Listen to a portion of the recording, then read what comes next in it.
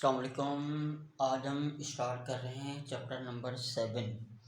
आज मैं chapter number 7 के 40 MCQs करवाऊँगा जो मोस्ट इम्पॉर्टेंट है, जो हमारे पास NID, मेहरान या दूसरी यूनिवर्सिटीज़ में आते रहते हैं। अब मैं उन तमाम MCQs को आपको बताता भी रहूँगा, सॉल्व करता भी रहूँगा कि किस तरीके से उसका आंसर कैसे आ रहा है। तो तमाम बच्चे गौर से सुनिएगा। क्वेश्चन नंबर 1 में लिखा हुआ है, probability theory was introduced by. ये जो हमारे पास प्रोबेबिलिटी की ना, ये हमारे पास जो इंट्रोड्यूस करवाई थी वो हमारे पास एक फ्रेंच मैथमेटिशियन था, उसने करवाई थी। तो बस ये तो याद रखने वाली बात है, तो तमाम बच्चे इस चीज़ को याद रख लेना। अब अगला क्वेश्चन है चैप्टर नंबर 7 का नहीं है, असल में ये क्वेश्चन है चैप्टर नंबर 6 का। तो ये हमने बातें बताई हुई हैं कि function whose domain is a set of natural number is called a sequence. जो भी सीक्वेंस होती है ना, जिसको हम लिखते हैं T(n=a+n-1)(डी), या कोई भी सीक्वेंस की जनरल टर्म का जो फार्मूला होता है उसमें जो n होता है वो n हमेशा किससे बिलोंग करता है? नेचुरल नंबर से। ये तमाम बच्चों को मालूम होगा। अच्छा, अगला नंबर 3 लिखा हुआ है, event A, B and C are equally likely when number A, पहला ऑप्शन है P ऑफ A प्लस का P of B is equal to P C लिखा हुआ है, फिर लिखा हुआ है P A is equal to P B plus का P C, P B is equal to P A plus का पी सी। अगला लिखा हुआ है P A is equal to P B is equal to P C. अच्छा, अब ये कह रहा है कि अगर event A B C are equally likely, मतलब अगर कोई भी एक किसी भी चीज़ की अगर हमें प्रोबेबिलिटी निकालनी है तो उसके अंदर हमारे पास टोटल दो चीज़ होती है, एक होता है सैम्पल स्पेस और एक होता है इवेंट। अगर तीनों के तीनों इवेंट अगर बराबर हैं, एक जैसे हैं, तो तीनों की तीनों प्रोबेबिलिटी सेम आएगी। तो इसका मतलब है जो प्रोबेबिलिटी ए की आएगी वही बी की आएगी, वही सी की आएगी। अच्छा, वैसे तमाम बच्चे ये देख रहे होंगे कि सर तो नीचे देख के बता रहे हैं ऑप्शन, तो ऑप्शन तो है, कुछ ऑप्शन गलत भी हैं, पर मैं आपको इसको डिफाइन कर रहा हूँ कि ये क्यों सही हो रहा है हमारे पास। अगला नंबर 4 में लिखा हुआ है, if n is any positive integer. अगर n अपने पास पॉजिटिव इंटीजर है तो इन 4-5 ऑप्शन में से कौन सा ऑप्शन ठीक है? पहला लिखा हुआ है n+1 फैक्टोरियल बराबर है n+1 इंटू n फैक्टोरियल। अगला लिखा हुआ है n+1 फैक्टोरियल बराबर है n+1 into n-1 factorial, n factorial minus का n(n-2) factorial, n factorial minus n(n+1).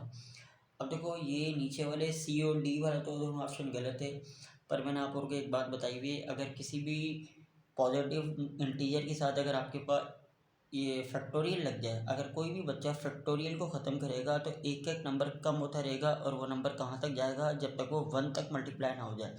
तो अगर n+1 फैक्टोरियल है, अगर मैं इसका फैक्टोरियल रिमूव कराऊंगा तो इसका मतलब है n+1 तो आएगा, फिर अगला नंबर क्या आएगा? n+1 में से एक कम करूंगा तो अगला नंबर आएगा n आएगा, उसके साथ फैक्टोरियल, फिर इसका फैक्टोरियल ख़त्म करूंगा तो n आएगा, फिर अगला नंबर इससे छोटा आएगा। ये प्रोसीजर कहाँ तक चलेगा? ये चलेगा 1 तक। तो इसका जो सही ऑप्शन है वो ए वाला ठीक है।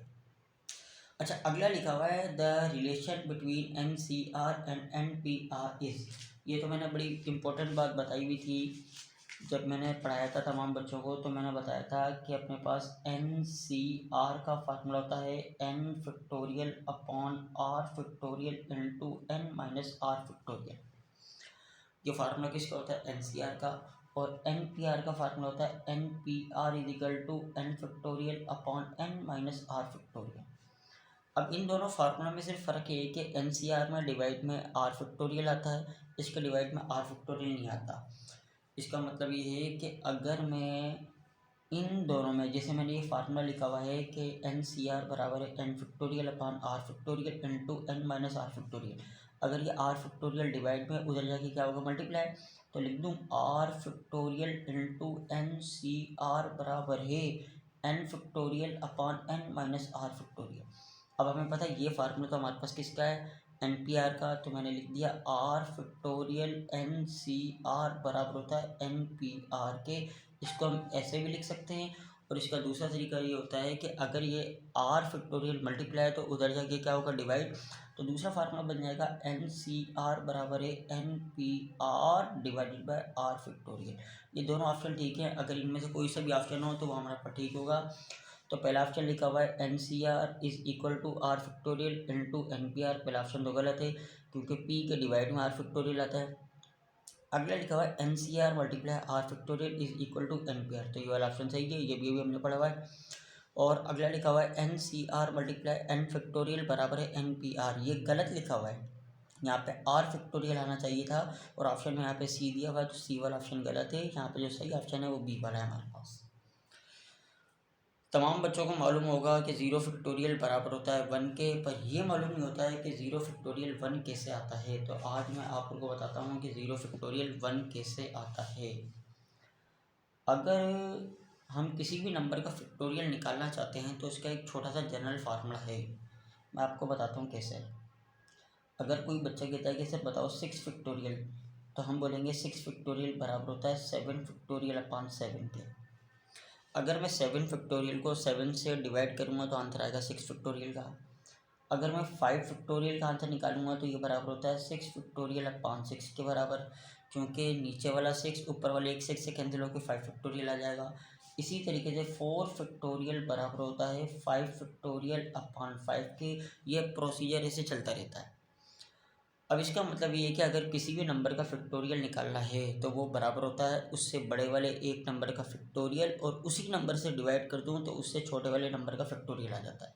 तो अगर कोई मुझे बोले कि ज़ीरो फैक्टोरियल, तो हम बोलेंगे ज़ीरो फैक्टोरियल बराबर है 1 फैक्टोरियल अपॉन 1। और सबको मालूम है 1 फैक्टोरियल 1 के बराबर है, 1 को 1 से डिवाइड करेंगे तो आंसर क्या आएगा 1। तो ये हमारे पास प्रूव हो गया, ज़ीरो फैक्टोरियल बराबर होता है 1 के। अगले क्वेश्चन पे आ जाते हैं। नंबर 7 में लिखा हुआ है 4 फैक्टोरियल प्लस का 5 फैक्टोरियल, इन दोनों को प्लस करेंगे तो आंसर क्या आएगा, सबको मालूम होगा 4 फैक्टोरियल बराबर होता है 24 के, 5 फैक्टोरियल बराबर होता है 120 के। इन दोनों को प्लस करेंगे तो आंसर आएगा 144। तो सही ऑप्शन है बी के बराबर। अगला लिखा हुआ है एन पी आर। अभी मैंने आपको बताया था एन पी आर का फार्मूला होता है N factorial upon N minus R factorial. तो इसका जो सही ऑप्शन है वो हमारा पर डी होगा N factorial upon N minus R factorial. अगले क्वेश्चन पे आते हैं। लिखा हुआ है 6 फैक्टोरियल अपॉन 8 फैक्टोरियल। अब इस टाइप के जो भी क्वेश्चन हो उनको सॉल्व करेंगे, एक बड़ी बेहतरीन टेक्निक बताता हूँ मैं आपको। अब देखो इन दोनों में जो बड़े वाला नंबर है ना, बड़े वाला नंबर आप पहले उसको देखो, बड़े वाले नंबर को हमेशा छोटे वाला नंबर बनाओ। तो इसका मतलब है 8 फैक्टोरियल को हम लिखेंगे 8 मल्टीप्लाई 7 मल्टीप्लाई जो छोटे वाला नंबर है उस जैसा बनाना है अपन को। तो हम इसको ऐसे लिख सकते हैं कि अगर मेरे पास लिखा हुआ है 6 फैक्टोरियल अपॉन 8 फैक्टोरियल, तो मैं क्या करूँगा बड़े वाले नंबर को छोटे जैसा बनाऊँगा। तो लिख दूँ 6 फैक्टोरियल, सेम लिखा, नीचे वाले को लिख दिया 8 मल्टीप्लाई 7 मल्टीप्लाई 6 पे फैक्टोरियल लिख दिया मैंने, क्योंकि 6 फैक्टोरियल भी 1 तक जाएगा तो ऊपर वाला 6 फैक्टोरियल भी 1 तक जाएगा। इन दोनों को मैंने इधर ही कैंसिल कर दिया, इन दोनों को मल्टीप्लाई करूँगा तो आंसर आएगा 1/56। तो सही ऑप्शन है हमारे पास डी वाला। ठीक है, अगले क्वेश्चन पे आ जाते हैं हम। तो अगला क्वेश्चन नंबर 10 पे हम आ रहे हैं, जो मैं यहाँ पे दिखा देता हूँ। अब क्वेश्चन नंबर 10 लिखा हुआ है how many signals can be given with 3 different flags when any number of them may be used. अब पहले ना आप और तमाम बच्चे सवाल को गौर से पढ़ो, समझो सवाल में क्या कहना चाह रहा है। सवाल में कह रहा है कि how many signals can be given with 3 different flags. अब एक बंदा है जिसके पास टोटल 3 डिफरेंट कलर के फ्लैग्स हैं। अगर वो उन तीनों डिफरेंट फ्लैग से अगर सिग्नल बनाए तो बताओ कितने तरीक़ों से सिग्नल बनेगा। पर सिग्नल बनाने के लिए एक फ्लैग भी यूज़ कर सकते हैं, 2 भी कर सकते हैं, 3 भी कर सकते हैं। अब मैं वैसे ही एक दफ़ा जनरली बता रहा हूँ, फिर मैं इसको सॉल्व करके दिखाता हूँ। अगर मैं एक फ्लैग से सिग्नल बनाऊँगा तो टोटल सिग्नल बनेंगे 3। क्यों? क्योंकि 3 अलग अलग डिफरेंट कलर के मेरे पास फ्लैग हैं। तो पहले के लिए अलग एक फ्लैग आ गया तो उसके लिए एक चॉइस हो गई, दूसरे वाले के लिए अलग आ गया तो 2 चॉइस, तीसरे वाले के लिए 3। तो मतलब 3 डिफरेंट चॉइस बन सकती है सिग्नल बनाने के लिए अगर मैं एट अ टाइम एक ही फ्लैग चूज़ करूँ तो। अब दो के लिए क्या करेंगे, 2 डिफरेंट चॉइस हम कैसे लेंगे, अरेंजमेंट बता रहा हूँ। मतलब इसका हम फार्मूला यूज़ करेंगे, पहले बता रहा हूँ मैं। फार्मूला लिखेंगे 3p1 प्लस का 3p2 प्लस का 3p3। अगर मैं एट अ टाइम एक वक्त में एक फ्लैग यूज़ करूँ तो टोटल कितनी अरेंजमेंट, कितने तरीके से सिग्नल बनेंगे। 3p3 का आंसर आता है हमारे पास 3 के बराबर, वही परमुटेशन वाला फार्मूला लगाएंगे। 3p2 को हम सॉल्व करेंगे तो इसका आंसर आएगा 6 के बराबर। 3p3 को भी हम सॉल्व करेंगे तो इसका आंसर भी आएगा 6 के बराबर। और फार्मूला कौन सा लगाना है, n factorial upon n minus R factorial, ये परमुटेशन का फार्मूला है। इन तीनों को प्लस करेंगे तो आंसर आ गया 15। मतलब 3 डिफरेंट फ्लैग से हम टोटल सिग्नल बना सकते हैं 15। बी वाला ऑप्शन सही है, जिसमें से एक फ्लैग भी यूज होगा, 2 भी होंगे और 3 भी होंगे। अगला सवाल लिखा हुआ है n+2 n+1 और n इज इक्वल टू, ये किसके बराबर है। अब तमाम बच्चे देखो, n+2 n+1 n, इस पूरे का आंसर इन चार में से किसके बराबर है। n फैक्टोरियल तो इसके बराबर नहीं होता, n+2 फैक्टोरियल ये 1 तक जाएगा, ये भी बराबर नहीं है। n-1 फैक्टोरियल अपान n+2 ये भी इसके बराबर नहीं। पर अगर हम डी वाला ऑप्शन देखें तो ऊपर लिखा हुआ है n+2 फैक्टोरियल अपान n-1, ये 1 नहीं आएगा, यहाँ पे आएगा n-1 फैक्टोरियल आएगा यहाँ पे। अब मैं ये बता रहा हूँ आपको कि ऊपर वाला नंबर बड़ा है, नीचे वाला नंबर क्या है, छोटा। जब भी दो अलग अलग नंबर के साथ फैक्टोरियल आ जाए, दोनों नंबर डिवाइड हो, तो बड़े वाले नंबर को छोटे वाला बनाना है। तो n+2 के साथ फैक्टोरियल ख़त्म करेंगे तो n+2, अगला फैक्टोरियल आएगा n+1 के साथ, n+1 के साथ जो फैक्टोरियल है उसको ख़त्म करेंगे तो अगला आएगा n। मतलब ऊपर वाले को नीचे जैसा बनाऊंगा तो हमारे पास बनेगा n+2 n+1 n into n-1 factorial. ऊपर वाला n-1 फैक्टोरियल, नीचे वाला n-1 फैक्टोरियल कैंसिल हो गया, हमारे पास आंसर बिल्कुल इस जैसा आ जाएगा। तो ये पूरी चीज़ बराबर है, डी वाले ऑप्शन के बराबर है। अगला सवाल लिखा हुआ है 4C4, तो इस पर सिंपल कॉम्बिनेशन वाला फार्मूला लगाएंगे तो आंसर आएगा हमारे पास 1 के बराबर। तो इसमें 1 तो है नहीं, नन ऑफ दिस सही है। अगला सवाल लिखा हुआ है n-1 अपान 3 2 1, इस पूरे का आंसर इन चार में से कौन सा ऑप्शन सही है। अब देखो, पहले हमें ऑप्शन को देखना पड़ेगा, n-2 फैक्टोरियल अपान 3 फैक्टोरियल इंटू n फैक्टोरियल। अब देखो ये n से स्टार्ट हो रहा है, n-1, तो अगर मैं इसको एक्सपेंड करूँगा तो ये n तक तो आएगा ही नहीं। तो ऊपर वाला नीचे वाले जैसा तो नहीं बन सकता, पर नीचे वाला ऊपर जैसा बनेगा, तो फिर वो कैंसिल करेंगे तो डिवाइड में बचेगा, पर हमें ऊपर चाहिए n-1। अगला लिखा हुआ ये वाला। अब अगर मैं इस ऑप्शन को गौर से देखूं तो n फैक्टोरियल बड़ा है, n-2 फैक्टोरियल छोटा है। तो n फैक्टोरियल को n-2 जैसा बनाने के लिए n में से एक कम करूंगा, n-1, फिर एक और कम करूंगा तो n-2 फैक्टोरियल पर रोक दूंगा। ऊपर वाला n-2 फैक्टोरियल, नीचे वाला n-2 फैक्टोरियल, दोनों कैंसिल हो गए, इस जैसा आंसर आ जाएगा। अगर ये बात नहीं समझ आई है तो मैं इसको थोड़ा कॉपी में सॉल्व करके बता दूँ कि ऊपर लिखा हुआ है n फैक्टोरियल, नीचे लिखा हुआ है 3 फैक्टोरियल को तो हम 3 × 2 × 1 लिख दें, और नीचे लिखा हुआ है n-2 फैक्टोरियल।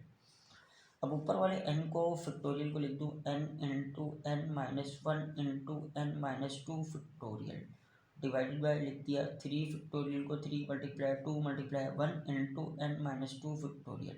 ये n-2 n-2 क्या हो गया, कैंसिल। इस पूरे का आंसर जो हमारे पास गिवन क्वेश्चन था उस जैसा बन गया। तो इसका सही ऑप्शन क्या है, बी के बराबर। अगला नंबर 14 लिखा हुआ है 17C10 प्लस का 17C12 का आंसर किसके बराबर है। ये हमारे पास एक बड़ा बेहतरीन पास्कल रूल का फार्मूला बन जाता अगर यहाँ पर 12 की जगह 11 आ जाता, या 10 की जगह 11 आ जाता, या 12 की जगह 9 भी आ जाता तो भी चल जाता। वो फार्मूला क्या है हमारे पास, वो फार्मूला होता है कि जैसे मैंने लिख दिया NCR प्लस का NCR प्लस का 1, ऊपर वाले दोनों नंबर एक जैसे होने चाहिए, नीचे वाले जो दो नंबर हैं वो दोनों लगातार कॉन्जिक्यूटिव नंबर होने चाहिए। अगर ऐसा हो जाए और बीच में प्लस आ जाए तो ऊपर वाले नंबर में एक ऐड करवा दो n+1C, इन दोनों नीचे वाले नंबर में से जो बड़ा नंबर है वो नीचे लिख दो, वो आंसर आ जाए।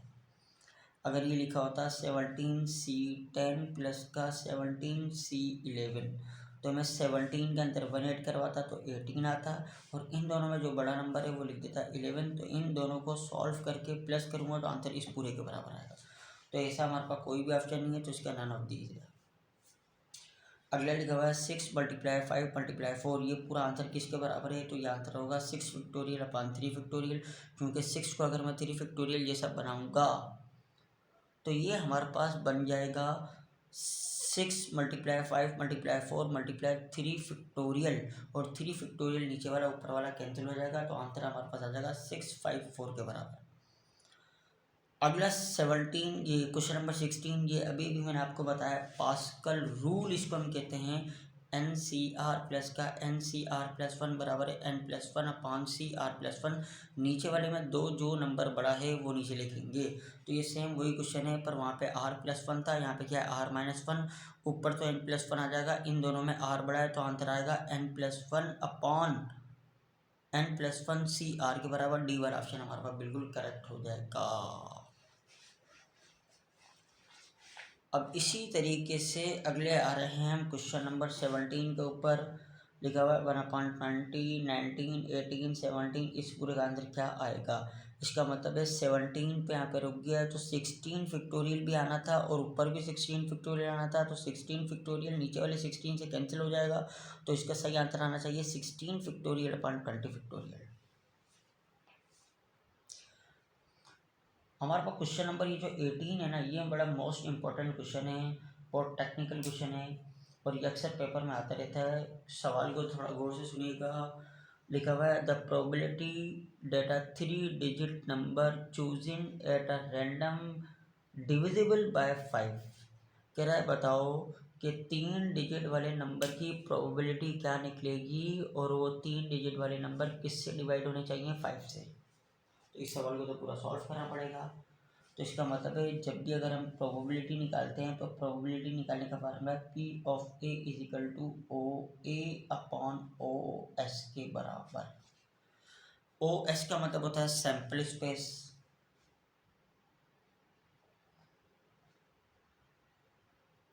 और ए का मतलब होता है ओ ए का इवेंट। अब पहले ये चेक करो कि 3 डिजिट वाले टोटल नंबर हम कितने बना सकते हैं। अब 3 डिजिट वाले टोटल नंबर बनाने के हमारे पास तरीके क्या हैं। अब इसमें रिपीटिशन अलाउ हो सकती है क्योंकि 5 से डिवाइड होने वाले तो भले रिपीट हो या ना हो तो हम तो काउंट करेंगे तो इसमें भी रिपीटिशन अलाउ होगी। क्यों? क्योंकि 100 भी 5 से डिवाइड हो रहा है, भले इसमें 0 रिपीट हो रहा है। तो हम यही चेक करेंगे कि जो नंबर 3 से डिवाइड हो रहा है उसकी प्रोबेबिलिटी क्या निकलेगी। पर पहले हम चेक करें 3 डिजिट वाले टोटल नंबर कितने हम बना सकते हैं। तो इसका मतलब है टोटल नंबर हमारे पास होते हैं 10, 1 से लेके 9 तक, तो 9 होगा और एक 0 को इंक्लूड करेंगे तो हमारे पास 10 आ जाएगा। अब याद रखना कि अगर 3 डिजिट वाले नंबर बनाने हैं तो फर्स्ट प्लेस पे कभी भी 0 नहीं आना चाहिए, क्योंकि अगर फर्स्ट प्लेस पे 0 आ जाएगा तो वो 3 डिजिट वाला नंबर नहीं बनेगा, वो बनेगा 2 डिजिट वाला नंबर। तो हमें 3 डिजिट वाले नंबर बनाने के लिए तो पहले वाले बॉक्स के लिए मेरे पास 9 चॉइस हैं, अगले वाले के लिए मेरे पास 10 चॉइस हैं, अगले वाले के लिए 10, क्योंकि जो नंबर मैं पीछे लिख चुका हूँ वो दोबारा भी लिख सकता हूँ, वो दोबारा भी।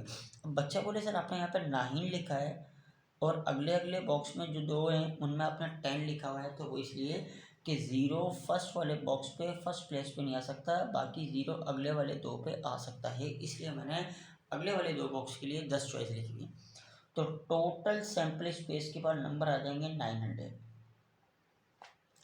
अब मुझे ये पता लगाना है कि 5 से डिवाइड होने वाले नंबर कितने हैं।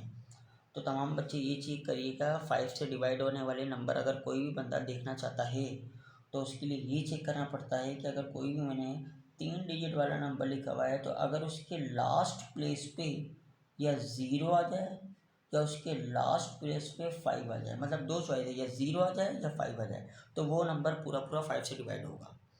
अदरवाइज 0 और 5 के अलावा कोई भी डिजिट आ जाए तो वो नंबर पूरा पूरा 5 से डिवाइड नहीं होगा। तो अब देखो 5 से डिवाइड होने वाले 3 डिजिट वाले नंबर किस तरीके से निकालेंगे। मैं 2 हिस्सों में निकालूंगा, 2 पार्ट के अंदर निकालूंगा, एट अ टाइम नहीं निकाल सकता। अब देखो मैं ये चाह रहा हूँ कि अगर इस राइट साइड पे जो बॉक्स है, अगर इस बॉक्स पे 0 आ जाए, पहले मैं 0 के लिए चेक करूँगा फिर मैं 5 के लिए चेक करूँगा। अगर 0 आता है तो 0 आने के बाद मैं चेक करूँ कि अगर इस राइट वाले बॉक्स पे 0 आता है तो ऐसे कितने नंबर बनेंगे जो 5 से डिवाइड होंगे। तो अगर मैंने इधर उठा के 0 लिख दिया तो 0 का मतलब है इस वाले बॉक्स के लिए एक ही चॉइस है, मतलब इस बॉक्स पे 0 ही आना चाहिए, इसके अलावा कोई और नंबर नहीं आना चाहिए। अच्छा फिर मैं इस वाले बॉक्स पे नहीं आऊँगा, फिर मैं डायरेक्ट इस वाले पे आऊँगा डायरेक्ट भागते हुए। वो इसलिए उसका रीज़न ये है कि रिपीटेशन अलाउ है। तो इस वाले बॉक्स पे अगर बाई चांस गलती से 0 रख दिया हमने तो वो 3 डिजिट वाला नंबर नहीं बनेगा, वो 2 डिजिट वाला नंबर बनेगा। तो इसका मतलब है इस वाले बॉक्स पे 0 नहीं आ सकता, 0 के अलावा बाकी कोई से भी 9 नंबर आ सकते हैं, तो इसके लिए 9 चॉइस हो गई। अगले वाले बीच वाले में कोई भी नंबर आ जाए और बीच वाले बॉक्स पे भले 0 आ जाए, 1 2 3 से लेकर 9 तक, तो ये 3 डिजिट वाला नंबर बनेगा। तो इस वाले के लिए 10 चॉइस, तो इसका आंसर आ गया 90 के बराबर। सही है। तो इसी तरीके से मैंने 3 बॉक्स और बनाए और मैंने दोबारा वही काम किया। अब इस वाले बॉक्स पे 5 आएगा, 5 का मतलब 1 चॉइस। फिर भागते हुए मैं इधर गया तो इस वाले बॉक्स के लिए वही 9 चॉइस, इसके लिए 10, तो इसका भी आंसर आ गया 90। इसका मतलब है अगर लास्ट प्लेस पे 0 आएगा तो ऐसे 90 नंबर बनेंगे 3 डिजिट वाले, और अगर लास्ट प्लेस पे 5 आएगा तो ऐसे भी 90 आएंगे। इन दोनों को प्लस किया तो इवेंट जो ए है वो मेरे पास बन गया 180 नंबर बनेंगे, जो पूरे पूरे 5 से डिवाइड होंगे। और टोटल 3 डिजिट वाले नंबर कितने बन सकते थे? 900। तो इसका मतलब ये है कि हमारे पास अगर कोई भी बच्चा किसी भी इवेंट की प्रोबेबिलिटी निकालना चाहता है तो उसका फार्मूला है P of A is equal to O A upon O S. ये मेरे पास फार्मूला है। तो ओ ए बराबर है 180 के और ओ एस बराबर है 900 के। ये दोनों कैंसिल हो गए। 18 पे 19 पे 90 पे 80 का टेबल लगेगा 5 टाइम, कैंसिल किया, आंसर आई है पी ऑफ ए बराबर है 1/5 के। और इस सवाल का आंसर आ गया 1/5 बी वाला ठीक है हमारे पास। हाँ, ये क्वेश्चन थोड़ा टेक्निकल था, थोड़ा लेंदी भी था, थोड़ा सॉल्यूशन भी था, तो इसलिए ये इंपॉर्टेंट क्वेश्चन है। और जिस क्वेश्चन में थोड़ा सॉल्यूशन होता है तो वो अक्सर इम्पोर्टेंट होता है और एमसीक्यूज बेस पे वो दिया जाता है यूनिवर्सिटीज़ के टेस्ट में। अब मैं आ जाता हूँ अगले क्वेश्चन पे। लिखा हुआ है 8 × 7 × 6/3 ये पूरी चीज़ किसके बराबर है? तो पहला लिखा हुआ है 8 factorial upon 3 factorial into 5 factorial. इसका पहला ऑप्शन बिल्कुल ठीक है, क्योंकि 8 फैक्टोरियल को मैं 5 फैक्टोरियल तक लेके जाऊँगा तो 5 फैक्टोरियल नीचे वाला, 5 फैक्टोरियल ऊपर वाला कैंसिल। सही है। तो इसका मतलब ये है कि बाकी बचेगा 8 7 6 और नीचे 3 फैक्टोरियल बराबर है 3 2 1। तो इसका सही ऑप्शन ए के बराबर है। इसका डी जो ऑप्शन दिया हुआ बिल्कुल गलत है हमारे पास। अगला सवाल लिखा हुआ है क्वेश्चन नंबर 20। ये भी बहुत इंपॉर्टेंट क्वेश्चन है और ये आप और ने फर्स्ट टाइम देखा होगा ऐसा क्वेश्चन। पहले सवाल को थोड़ा गौर से देखिएगा।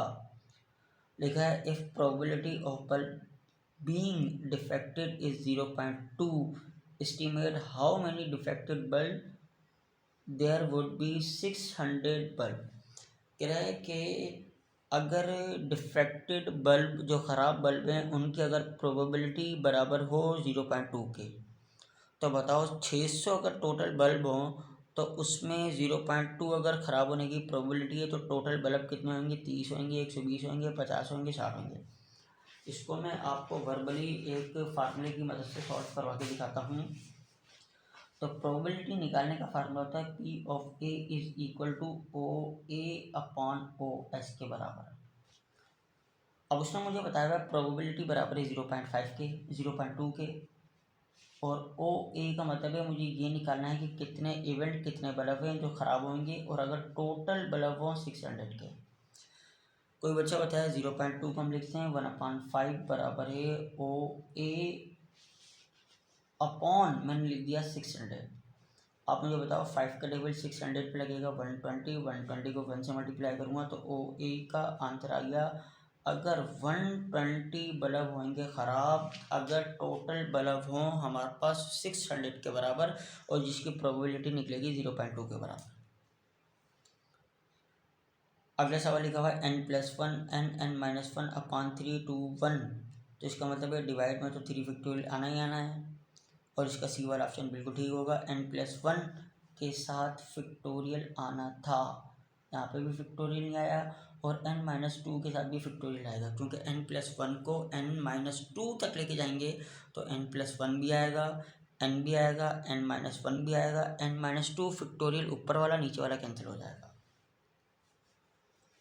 आज मैं आप और को 24 क्वेश्चन तक कराता हूँ, फिर बाकी मज़ीद इंशाल्लाह कल और करवाऊँगा आस्ता आस्ता। इंशाल्लाह मैं कोशिश करके रोज़ एक आपको वीडियो इंशाल्लाह यूट्यूब पे भेजता रहूँगा, और आप उसमें देखते रहना कि इंशाल्लाह जितने भी चैप्टर हैं उन तमाम चैप्टर के मैं आपको इंशाल्लाह एमसीक्यूज़ करवाता रहूँगा। ये हमारे पास अभी समझ लो मीडियम मोड चल रहा है, फिर मैं आपको इंशाल्लाह हार्ड पे भी लेके आऊँगा आस्ता आस्ता। अगला सवाल लिखा है the probability of getting 5 when 1 dice is called. तो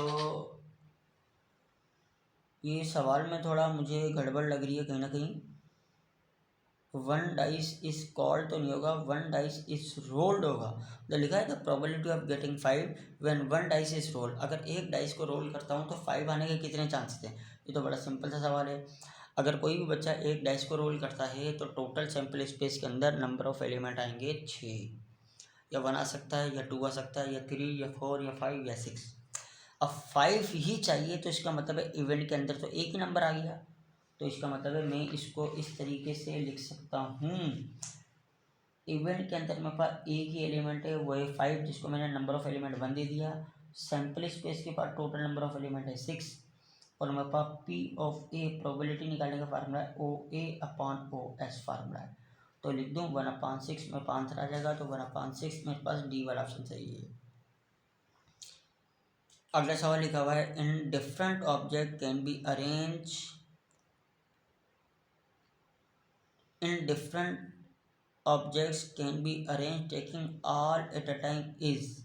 इस सवाल में भी कहीं ना कहीं मसला है, और इस सवाल में मसला क्या है, क्योंकि इसने बताया तो नहीं है कि इन डिफरेंट तो कोई सवाल बनते ही नहीं है। हो सकता है कि लिखा होता है एन डिफरेंट ऑब्जेक्ट। अगर एन डिफरेंट ऑब्जेक्ट हो, अगर उनकी अरेंजमेंट करनी हो और सारे के सारे एट अ टाइम लेने हों, तो उसका आंसर आना चाहिए एन फैक्टोरियल। और अगर n-1 डिफरेंट ऑब्जेक्ट हैं तो जितने ऑब्जेक्ट होंगे और सारे के सारे डिफरेंट हों, और अगर सारे के सारे एट अ टाइम हमें यूज़ कर रहे हैं, और अगर हमें उनकी अरेंजमेंट करनी है, तो उसका आंसर आएगा जितने ऑब्जेक्ट हैं उतने उनके साथ हम क्या लगा देंगे फैक्टोरियल, वो हमारा पास आंसर आ जाएगा। आखिरी सवाल ये है कि लिखा हुआ है 24 क्वेश्चन लिखा हुआ है फैक्टोरियल ऑफ -2। तमाम बच्चे याद रखना, फैक्टोरियल सिर्फ और सिर्फ होल नंबर या पॉजिटिव इंटीजर का फाइंड किया जा सकता है, किसी भी नेगेटिव और रेशनल नंबर का फैक्टोरियल नॉट पॉसिबल है। तो इसका ऑप्शन है नन ऑफ दीज या नॉट पॉसिबल। उम्मीद करता हूँ जितने भी ये क्वेश्चन करवाए हैं तमाम बच्चों को समझ आया होगा। अगर किसी बच्चे को किसी भी सवाल में या किसी भी चीज़ में कोई प्रॉब्लम हो तो मुझे कमेंट में बता दे कि सर ये मसला था, तो इंशाल्लाह नेक्स्ट वीडियो में मैं वो सारी चीज़ें इंशाल्लाह इम्प्रूव करके मज़ीद बेहतरी लेके आऊँगा। और तमाम बच्चे कमेंट लाजमी कीजिएगा कि ये बताइएगा कि मतलब समझ आया, या क्वेश्चन थोड़े मुश्किल थे या इजी थे। और मुझे कमेंट करके बता देना कि अगर किस टाइप के अगले जो क्वेश्चन करें वो किस टाइप के हों, थोड़े मुश्किल हों या इजी हों, किस मोड के हों। ठीक है, ओके, अल्लाह हाफिज़।